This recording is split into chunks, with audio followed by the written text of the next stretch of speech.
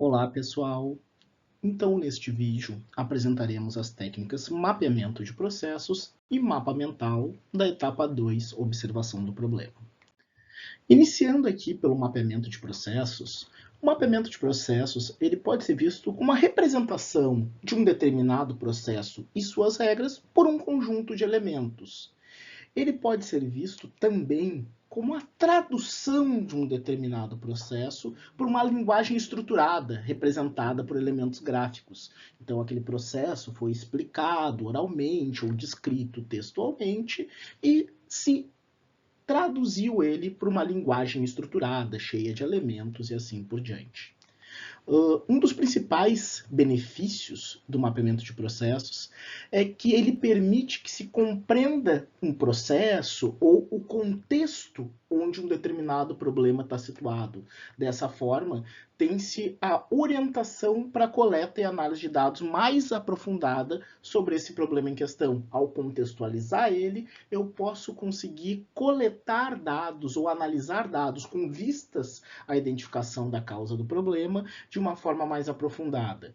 Por exemplo, se eu tenho um problema e que o tempo de um determinado processo é muito demorado, tempo ser muito demorado é o meu problema, eu posso primeiramente mapear todo o processo a fim de identificar suas atividades e regras. E, num segundo momento, de posse dessas atividades identificadas, levantar o tempo de cada atividade para identificar qual é a atividade mais demorada e, portanto, qual é que eu devo atuar sobre. É importante a gente citar que existem várias formas de notações, várias possibilidades de se mapear ou modelar um processo. E cada notação pode ser interpretada como uma linguagem diferente para explicar determinado processo.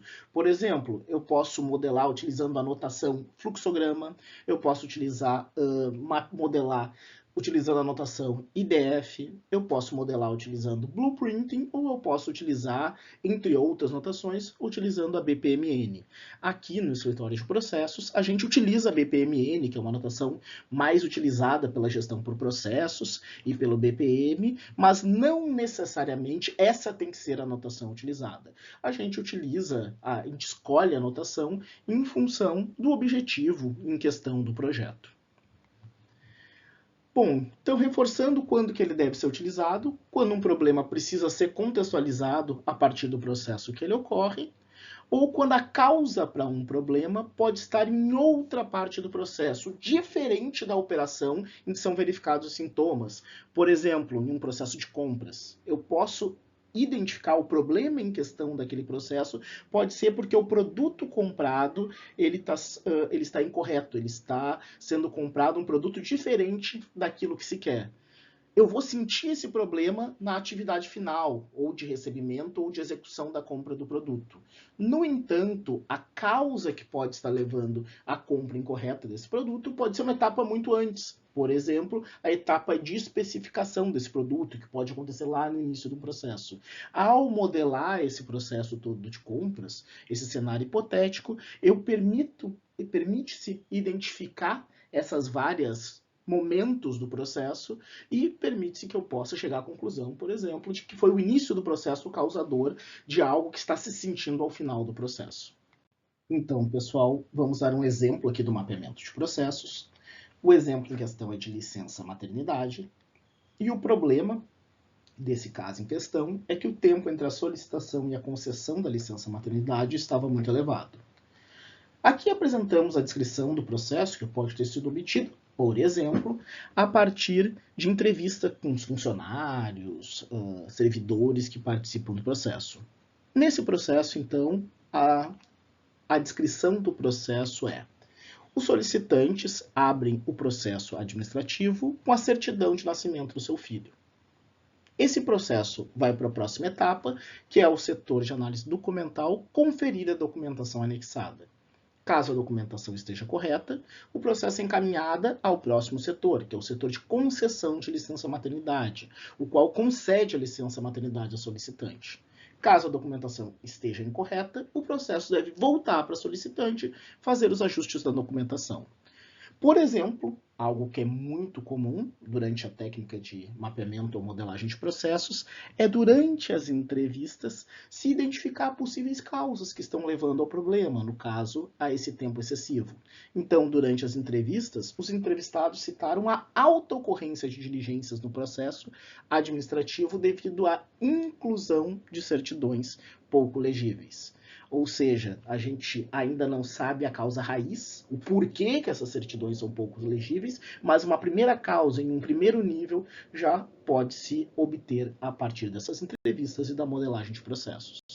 Então aqui a gente apresenta o processo modelado, aqui está na notação BPMN, com as suas lanes, com as suas raias, apresentando cada setor envolvido, servidora, setor de análise documental e o setor de concessão de licença maternidade, as etapas e os elementos da notação BPMN, e ali uma boa prática é sinalizar, no anexar certidão de nascimento, a possível causa para esse problema, uma causa de primeiro nível para esse problema. E, inclusive, além de fazer uma sinalização, pintando ela de vermelho, essa atividade, se puxou um comentário explicando o porquê que foi feita essa sinalização, que é porque os documentos estão sendo inseridos de forma pouco legíveis, ok? Então, é bem comum, durante um modelo de processos, durante um mapeamento de processos, se chegar a umas primeiras causas e, quando se for fazer o mapeamento, a modelagem desse processo, se sinalizar dentro deste modelo, deste mapeamento, essas possíveis causas dentro das atividades, como aqui foi feito. Ok? Dessa forma, estou apto para, nas próximas etapas, se investigar em mais profundidade o porquê que os documentos foram pouco legíveis e assim por diante. Mas isso seriam para as próximas etapas do nosso programa de melhoria. Passando agora para a segunda técnica, chamada mapa mental.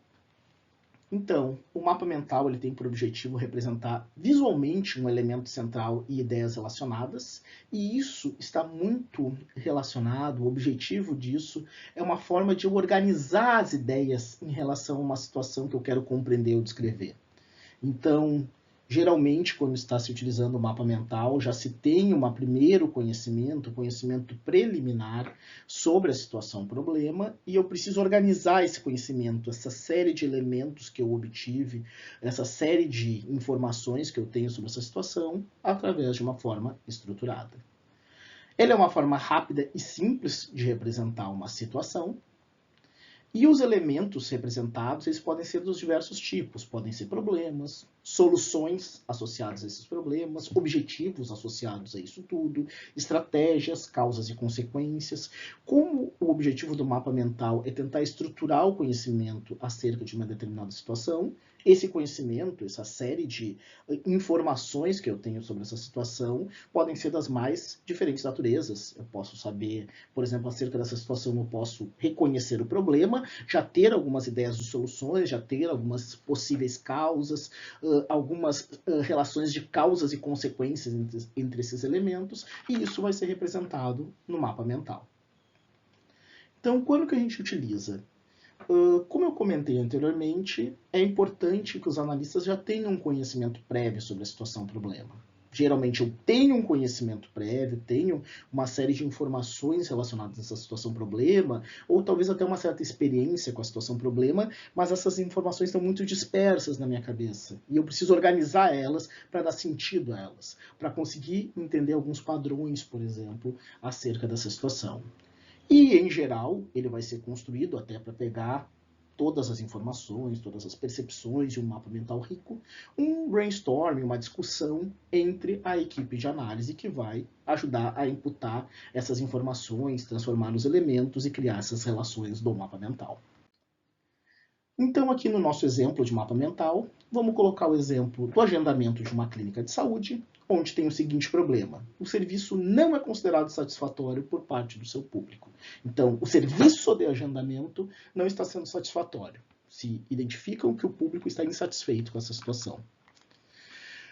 Neste caso em questão, nós estamos utilizando os seguintes elementos: retângulos amarelos, como dentro do mapa mental, como as formas de realizar o agendamento na clínica e sinalização das dificuldades associadas a cada tipo de agendamento, e elipses azuis são os possíveis motivos das dificuldades associadas a cada formato de atendimento. Aqui é importante a gente ressaltar que o mapa mental é um tanto quanto livre. Aqui utilizamos retângulos e elipses com essas cores, mas eu posso utilizar quadrado, posso utilizar triângulos, losangos.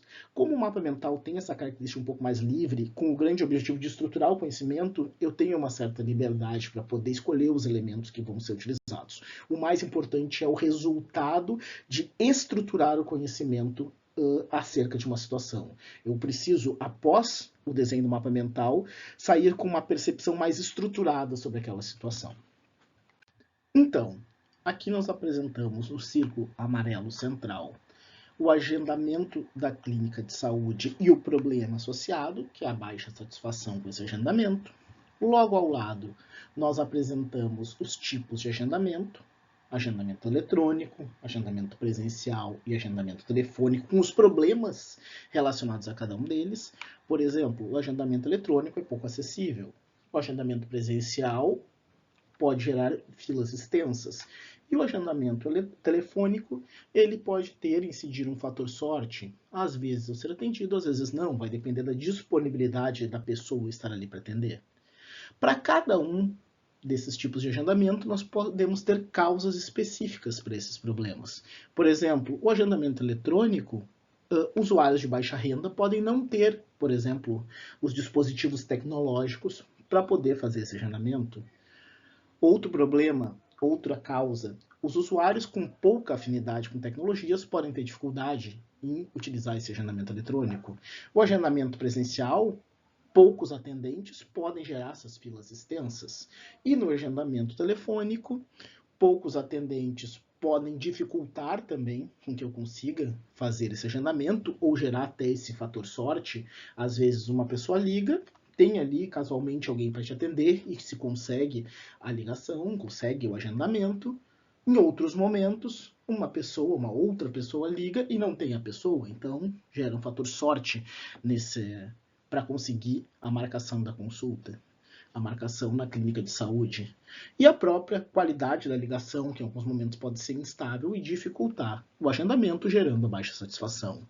Vejam também que foram utilizados vários outros elementinhos assim, com fins lúdicos para o mapa mental.